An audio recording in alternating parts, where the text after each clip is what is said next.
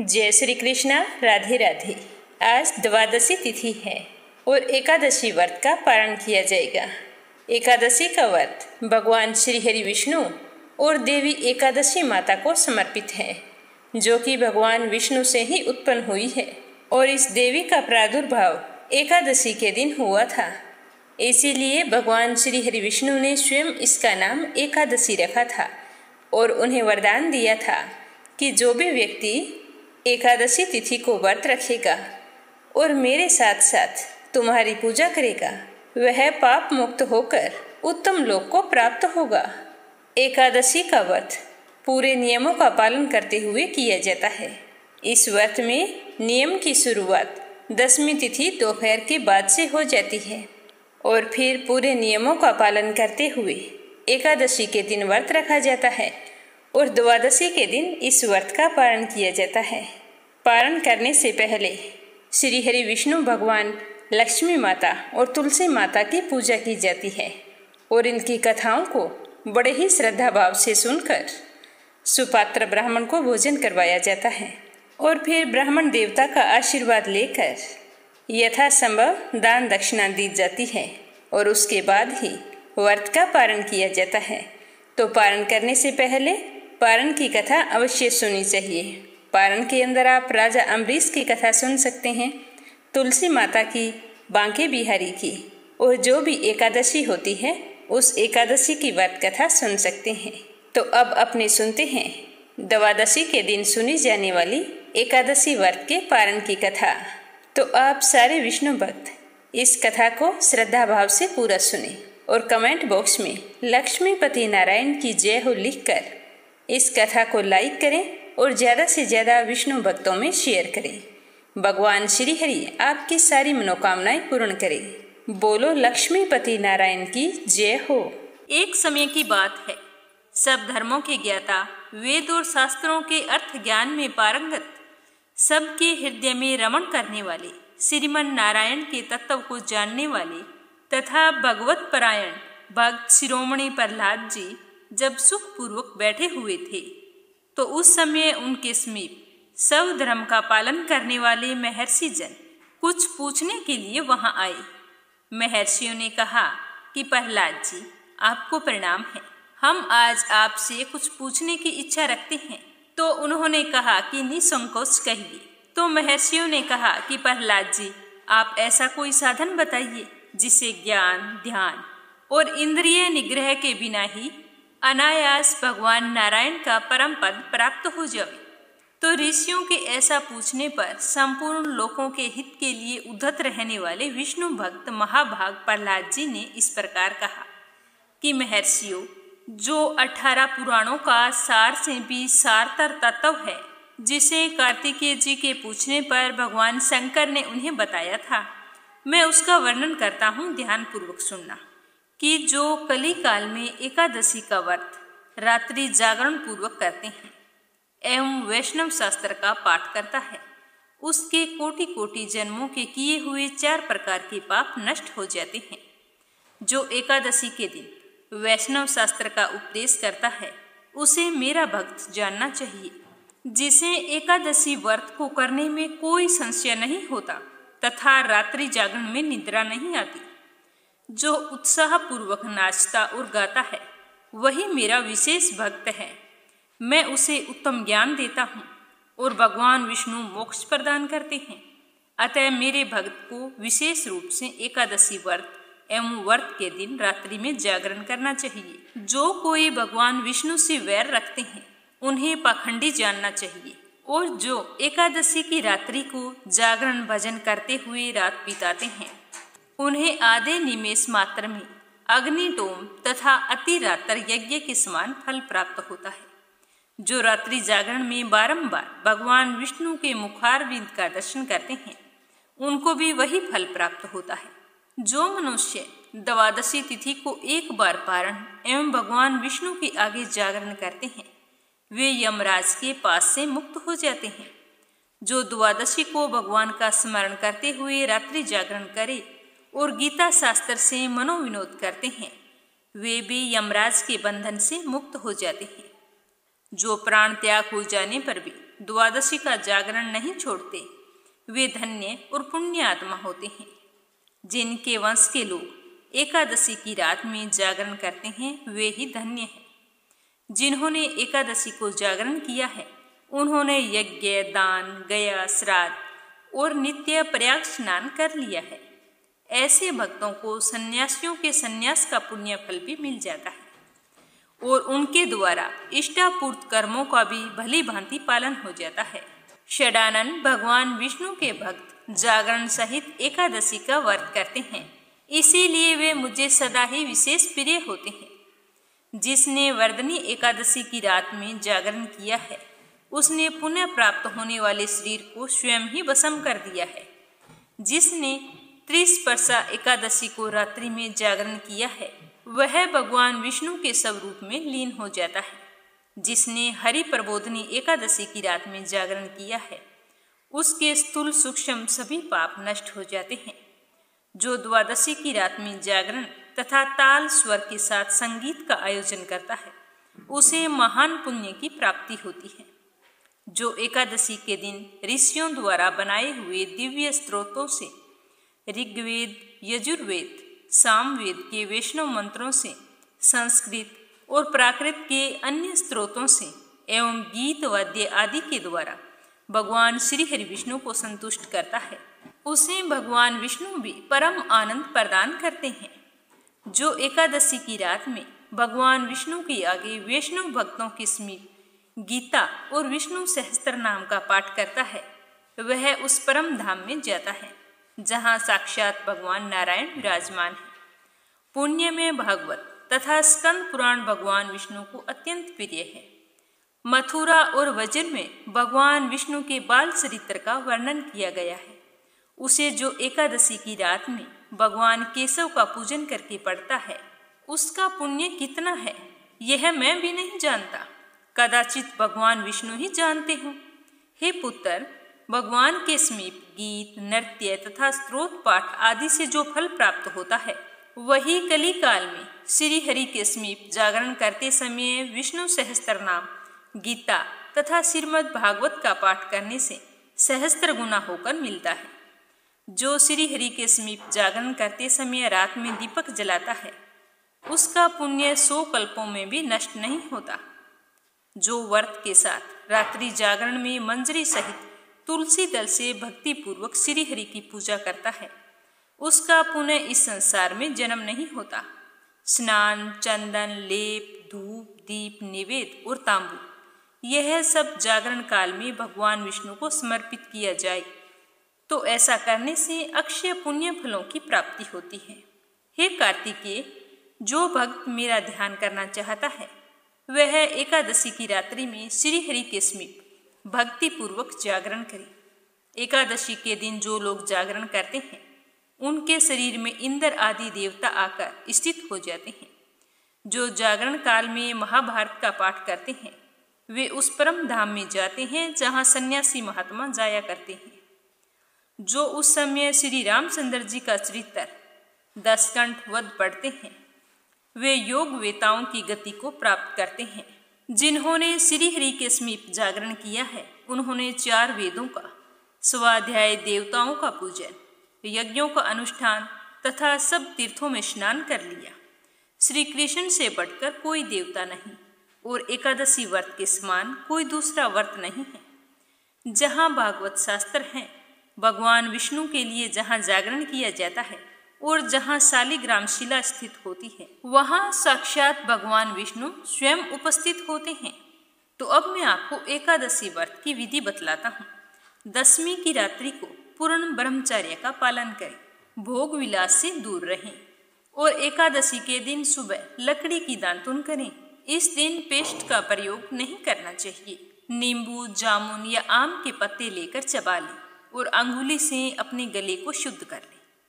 वृक्ष से इस दिन पत्ता तोड़ना वर्जित होता है, अतः स्वयं गिरे हुए पत्तों का सेवन करना चाहिए। यदि यह संभव ना हो तो पानी से 12 कुरले करने चाहिए। उसके बाद में स्नान आदि से निवृत्त होकर मंदिर में जाकर गीता का पाठ करें। या फिर पुरोहित जी से सुने। एकादशी के दिन गीता जी का पाठ अवश्य करना चाहिए और प्रभु के सामने इस प्रकार संकल्प करना चाहिए कि आज मैं चोर, पाखंडी और दुराचारी मनुष्यों से बात नहीं करूंगा और ना ही किसी का दिल दुखाऊंगा। गौ और ब्राह्मण को फल, आहार एवं अन्न आदि देकर प्रसन्न करूंगा। रात्रि को जागरण करके कीर्तन करूंगा। ओम नमो भगवते वासुदेवाय, आपके इस मंत्र का जाप करूंगा। राम, कृष्ण, नारायण इत्यादि विष्णु सहस्त्र नाम को कंठ का भूषण बनाऊंगा, अतः इन नामों का ही जाप करता रहूंगा। इस प्रकार के संकल्प करके श्री हरि विष्णु भगवान का स्मरण करके प्रार्थना करें कि हे त्रिलोकपति, मेरी लाज आपके हाथ में है, अतः मुझे इस प्रण को पूरा करने की शक्ति प्रदान करें। ज्यादा से ज्यादा मौन, जप, शास्त्र पठन, कीर्तन, रात्रि जागरण एकादशी व्रत में बहुत ही ज्यादा लाभ पहुंचाते हैं। इसीलिए इन नियमों का ज्यादा से ज्यादा पालन करना चाहिए। एकादशी के दिन अशुद्ध द्रव्य से बने हुए पेय नहीं पीने चाहिए, जैसे कोल्ड ड्रिंक्स, एसिड आदि डाले हुए तथा डिब्बे बंद फलों का रस भी नहीं पीना चाहिए और इस दिन अन्न ग्रहण नहीं करना चाहिए। इस दिन आप व्रत रखें या ना रखें, घर का कोई भी सदस्य चावल ना खाएं, इस चीज का विशेष तौर से ध्यान रखना चाहिए। व्रत रखने वाले विष्णु भक्त इस दिन फल या फिर घर पर निकाला हुआ फलों का रस या फिर दूध पीकर रहना विशेष लाभदायक होता है। व्रत के ये 3 दिन होते हैं, दशमी, एकादशी और द्वादशी। इन 3 दिनों में कांसे के बर्तन में मांस, मदिरा, प्याज, लहसुन, मसूर, उड़द, चने, साग, शहद, तेल और अधिक जल का प्रयोग नहीं करना चाहिए। व्रत के पहले दिन यानी कि द्वादशी को और दूसरे दिन यानी कि द्वादशी को हविष्यान्न यानी कि जौ, गेहूं, मूंग, सेंधा नमक, काली मिर्च, शक्कर और गौ का घी, इन चीजों से बना हुआ भोजन एक ही बार ग्रहण करना चाहिए। दशमी के दिन सुबह और द्वादशी के दिन भी सुबह। फल आहारी को गोभी, गाजर, शलजम, पालक, गुलफा का साग इत्यादि सेवन नहीं करना चाहिए। आम, अंगूर, केला, बादाम, पिस्ता इत्यादि अमृत फलों का सेवन करना चाहिए। जुआ खेलना, ज्यादा निद्रा लेना, पान, पराई निंदा करना, चुगली करना, चोरी करना, हिंसा, मैथुन, क्रोध, झूठ, कपट आदि इन सब कुकर्मों से दूर रहना चाहिए और शांत रहना चाहिए। और बैल की पीठ पर बैठकर सवारी नहीं करनी चाहिए। अगर बैलगाड़ी है तो इन दिनों में बैलगाड़ी पर भी नहीं चढ़ना चाहिए। और भूलवश किसी निंदक से बात हो जाती है तो इस दोष को दूर करने के लिए भगवान सूर्य के दर्शन तथा धूप दीप से श्री हरि की पूजा करके क्षमा मांगनी चाहिए। एकादशी के दिन घर में झाड़ू नहीं लगानी चाहिए, इससे चींटी आदि सूक्ष्म जीवों की मृत्यु का भय रहता है। इस दिन बाल भी नहीं कटवाने चाहिए। मधुर भाषा बोलनी चाहिए और ज्यादा नहीं बोलना चाहिए, क्योंकि अधिक बोलने से ना बोलने वाले वचन भी निकल जाते हैं। इस दिन सत्य भाषा का प्रयोग करना चाहिए और कम से कम बोलना चाहिए। इस दिन यथाशक्ति अन्न दान करना चाहिए, किंतु स्वयं किसी का दिया हुआ अन्न कदापि ग्रहण ना करें। प्रत्येक वस्तु प्रभु को भोग लगाकर तथा तुलसी दल छोड़कर ग्रहण करनी चाहिए, क्योंकि एकादशी के दिन श्री हरि विष्णु को तुलसी दल का भोग लगाना जरूरी होता है। इसके बिना हमारा कोई भी भोग पूरा नहीं माना जाता। लेकिन हम स्वयं एकादशी के दिन तुलसी नहीं ले सकते। एकादशी के दिन किसी संबंधी की मृत्यु हो जाती है तो उस दिन व्रत रखकर उसका फल संकल्प करके उस मृतक को दे देना चाहिए। और जब उसकी अस्थियां गंगा जी में प्रवाहित की जाती है तो एकादशी व्रत रखकर उसका फल भी उस प्राणी के निमित्त कर देना चाहिए। प्राणी मात्र को अंतर्यामी का अवतार समझकर किसी से छल कपट नहीं करना चाहिए। अपना अपमान करने या कटु वचन बोलने वाले पर भी भूल कर भी इस दिन हमें क्रोध नहीं करना चाहिए, क्योंकि उसे अपने कर्मों की सजा भगवान देते हैं, तो हम बीच में पड़ने वाले कौन होते हैं, यह सोचकर सदैव चुप रहना चाहिए। संतोष का फल सर्वदा मधुर होता है। मन में सभी के प्रति दया भाव रखना चाहिए। इस विधि से व्रत करने वाला उत्तम फल को प्राप्त करता है। और फिर द्वादशी के दिन श्री हरि विष्णु और तुलसी माता की विधिवत पूजा करके ब्राह्मणों को भोजन कराना चाहिए।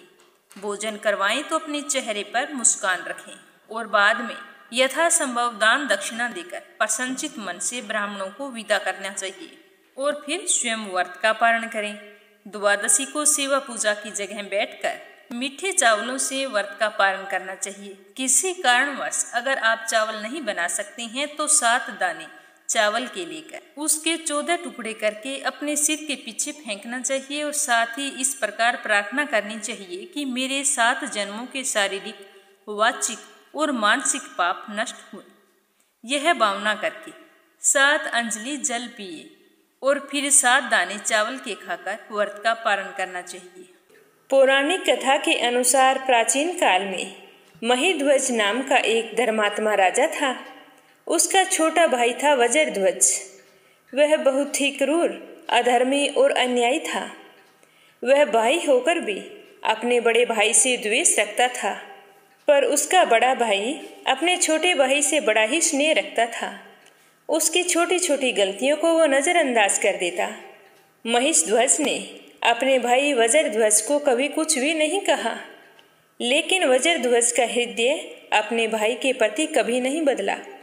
वह हमेशा द्वेष रखता रहा और समय के साथ धीरे धीरे द्वेष बढ़ता गया। एक दिन उसने सोचा कि क्यों न मैं अपने बड़े भाई को मार दूं, ताकि मैं यहाँ का राजा बन सकूं। और फिर इस तरह सोचते हुए उसने अपने क्रूर निर्णय को अंजाम दे दिया।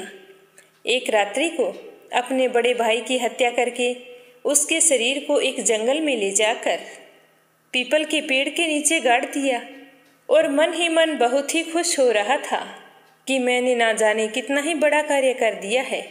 उस मूर्ख के समझ में यह नहीं आ रहा था कि हम दोनों भाई एक माँ के पेट में पले बड़े हैं और फिर भी एक दूसरे के दुश्मन हैं। इन सब बातों से अनजान होकर वह अपने अहंकार के चलते अपने आप को बड़ा ही महान समझ रहा था और फिर अपने राज्य लौट आया। वहाँ का राजा बनकर राज करने लगा। लेकिन राजा महिध्वज की इस तरह अकाल मृत्यु से मोक्ष नहीं हुई और प्रेत योनि में चला गया। अब धर्मात्मा राजा मृत्यु के बाद प्रेत आत्मा के रूप में उसी पीपल पर रहने लगा और अनेक तरह के उत्पात करने लगा। जो कोई उधर से गुजरता तो उसे वह बड़ा ही परेशान करता, तो लोगों ने उस पीपल के पेड़ की तरफ जाना ही छोड़ दिया। वह पुराना पीपल का पेड़ था। गांव के सारे पुरुष और महिलाएं उसी पेड़ के नीचे आकर भगवान विष्णु की पूजा किया करते थे, लेकिन अब उस प्रेत के डर से वहां पर कोई नहीं आता जाता था। इसी तरह समय बीत रहा था। राजा प्रेत योनि में बड़ा ही कष्ट पा रहे थे। एक समय की बात है कि धौम्य नाम के ऋषि किसी काम के लिए जा रहे थे, तो वो उसी रास्ते से गुजरे और उनकी नज़र उस प्रेत पर पड़ी। तो उन्होंने अपने तपोबल से उसके अतीत को जान लिया और अपने तपोबल से प्रेत उत्पात का कारण भी समझा और फिर मंत्र उच्चारण के द्वारा अपने तपोबल से उस प्रेत को पीपल के पेड़ से नीचे उतारा और परलोक विद्या का उपदेश दिया और कहा कि राजन, आपको प्रेत योनि से छुटकारा मिल सकता है, क्योंकि आप बहुत ही धर्मात्मा और पुण्यशील राजा थे और तुम्हारे छोटे भाई ने तुम्हारी हत्या करके यहाँ पर गाड़ दिया है। तो अकाल मृत्यु होने के कारण तुम्हें मोक्ष की प्राप्ति नहीं हुई है। तो प्रेत बना राजा हाथ जोड़कर धौम्य ऋषि से कहने लगा कि हे महाराज, मेरे प्रेत योनि में पड़ने का आप कारण जानते हैं, तो अवश्य निवारण भी जानते होंगे। तो आप मुझ पर दया कीजिए और मुझे इस योनि से छुटकारा पाने के लिए कोई उपाय बताइए। तो धौम्य ऋषि कहने लगे कि हे राजन, तुम बड़े ही पुण्यशील राजा थे, तो मैं तुम्हें इस प्रेत योनि से मुक्ति अवश्य दिलाऊंगा। तुम्हें इस योनि से मुक्ति दिलाने के लिए मैं स्वयं ही अपरा एकादशी का व्रत रखूंगा। यह एकादशी जेठ माह के कृष्ण पक्ष में आती है और इस दिन व्रत रखने से जाने अनजाने हुए सभी पापों का क्षय हो जाता है। तो यह सुनकर प्रेत बहुत ही खुश हुआ और ऋषि को धन्यवाद देने लगा। तो ऋषि वहीं पर समाधि लगाकर बैठ गए और तप करने लगे। थोड़े ही दिनों बाद में जेठ माह के कृष्ण पक्ष की एकादशी आई। तो धौम्य ऋषि ने पूरे विधि विधान के साथ अपरा एकादशी का व्रत किया और फिर उस व्रत का पुण्य फल उस प्रेत को दे दिया तो पुण्य फल अर्पित करते ही विष्णु भगवान की कृपा से राजा को प्रेत योनि से मुक्ति मिल गई। अपने आप को मुक्त हुआ देखकर राजा बहुत ही खुश हुआ और धौम्य ऋषि को धन्यवाद देता हुआ दिव्य देह धारण करके पुष्प के विमान में बैठकर स्वर्ग लोक को चला गया। इस तरह कथा सुनाकर भगवान श्री कृष्ण कहने लगे कि हे राजन, यह अपरा एकादशी की कथा है जो मैंने प्रेमवश होकर लोकहित के लिए तुमसे कही है। जो भी व्यक्ति एकादशी के दिन इस व्रत कथा को पढ़ता है, सुनता है या सुनाता है, वह मनुष्य सब पापों से छूट जाता है। उसके मन की सारी मनोकामनाएं पूर्ण होती है। वह अपार धन दौलत के साथ जीवन के समस्त सुखों को प्राप्त करता है और अंत में विष्णु लोक को जाता है। अब अगली कहानी सुनेंगे भगवान श्री कृष्ण की। भगवान श्री कृष्ण के परम भक्त मोर की कहानी। श्री कृष्ण भगवान को दुनिया में चाहने वाले अनगिनत प्राणी हैं। ऐसे ही अनगिनत लोगों में पशु पक्षी भी आते हैं। यह कहानी एक मोर की है। वह प्यारा सा मोर भगवान श्री कृष्ण का परम भक्त था। उस मोर को भगवान की भक्ति में ही लीन रहना बहुत ही अच्छा लगता था। एक दिन वह मोर उड़ता हुआ गोकुल पहुंच गया और जाकर श्री कृष्ण के घर के बाहर खड़ा हो गया। वह मोर श्री कृष्ण जी की एक झलक पाना चाहता था। वह श्री कृष्ण जी का आशीर्वाद भी पाना चाहता था। प्रत्येक दिन कृष्ण कन्हैया के घर के आगे जाता और एक ही भजन गाता, मेरा कोई न सहारा बिना तेरे, गोपाल सांवरिया मेरे, माँ बाप सांवरिया मेरे। अब तो हर दिन उसकी यह आदत बन गई थी। उसको कान्हा के घर के आगे जाकर बैठना। भगवान कृष्ण सारा दिन घर से बाहर आना जाना करते, लेकिन पता नहीं क्या हो जाता था कि वो मोर को नहीं देख पाते। मोर हर दिन भजन गाता, लेकिन श्री कृष्ण मानो जैसे उसके भजन को अनदेखा कर देते थे। अब तो वह मोर बहुत ही दुखी रहने लगा था। हमेशा वह यही सोचता रहता कि प्रभु मुझको अनदेखा क्यों कर रहे हैं। मैंने ऐसी कौन सी गलती कर दी है जिसके कारण भगवान मुझसे नाराज हैं। ऐसा करते करते पूरा 1 साल बीत गया, लेकिन अब भी श्री कृष्ण ने मोर के भजन पर कोई प्रतिक्रिया व्यक्त नहीं की थी।